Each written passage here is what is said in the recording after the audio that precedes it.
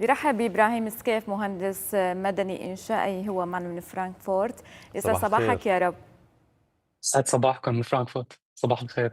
يعني جيناها لاجئين، واليوم أنت من ضمن فريق هندسة المطار اللي كان أول محطة لك بها. اختلف الشغل أكيد كتير، لكن تم دفع ضريبة من الصبر، من التعب والاجتهاد. حدثنا عن هذا الموضوع أكثر. صح، يعني أول صورة أخذتها كانت بألمانيا، هي بهالمبنى نفسه تحت. فالحمد لله هلا بعد تعب سنين طويلة أنا قاعد بمكتب بنفس المبنى فوق.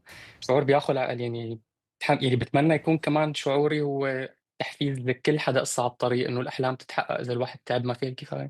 أكيد صح. أكيد. إبراهيم، احكي لنا أكثر عن اختصاصك وعن دقة عمل المطار. يعني دائما العمل بالمطارات صعب، بيكون دقيق، عم تتعامل مع أجهزة كثير حساسة، وكيف تم اختيارك لحتى تكون بهي الوظيفة؟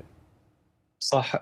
هون بالجامعة في فصل كامل هو فصل تدريب، مم. بعد ما الواحد خلص أول سنتين بتقدر فورا تعمل التدريب. فكان شيء كتير صعب بسبب إنه أنا ماني ولدان هون، وبسبب اللغة وبسبب كتير أشياء. إنه بس شافوا هن السي في تبعك فبيشوفوا بيخافوا دائما إنك أنت مثلا مانك مم. جيد كفاية باللغة إنك أنت تشتغل بهيك محلات مهم. كبيرة. مم. فكان طريق كتير صعب، قدمت على مئات من الشركات، إجا رفض إجا قبول، لحتى شفت الشركة هون كانت شركة مناسبة لي، لأنه حتى بالمقابلة معهم حسيت انه هن بيهمهم الشخص علميا وانسانيا. يعني مهم. سالوا اسئله انه انت شو كانسان كمان، مو بس كمهندس. مهم. فكتير حسيت هالشيء حلو، حسيت انه هن مناسبين إلي وانا مناسب لهم.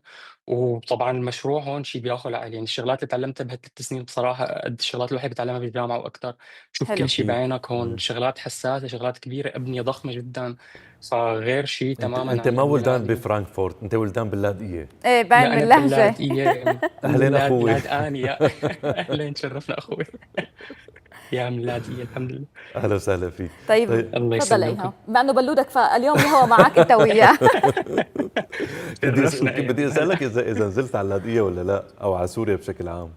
قريبا جدا، هذا حلمي الثاني، هلا اني انزل ارجع اشوف اهلي، بابا وماما مم. واخواتي وكل قرايبيني ان شاء الله بالشهرين الجايين، الله راضي. ان شاء الله. طيب ابراهيم، ايضا عندك حلم ثالث وتحقق. يعني نعرف موضوع السفر بالنسبه للسوريين شبه مستحيل كان بفتره من الفترات، ولليوم ببعض الامور يا صح. العالقه للاسف. يعني حتى من مثلا تنتقل من ولايه امم لولايه بدها استدعاء وطابع رسمي، يعني بدها سلفه طويله من صح. الاوراق والتواقيع.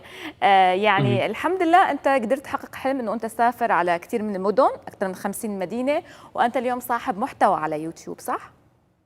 على يوتيوب وعلى كل مواقع التواصل الاجتماعي، مهم. صفحتي اسمها سافر مع بيرو. طبعا مهم. مثل ما قلت، يعني هيك اهداف بده الواحد يطلع درجه درجه. كان يعني اهداف طويله الامد.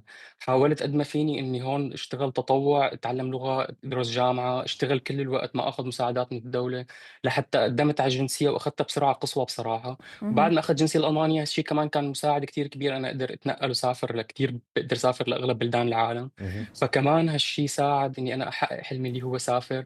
وانا شغل مطارات، يعني بقضاها مطارات الحمد لله. ف مم.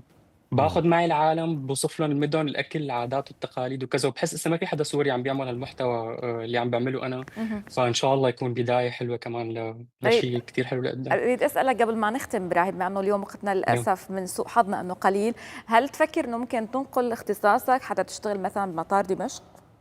يا ريت، بتمنى.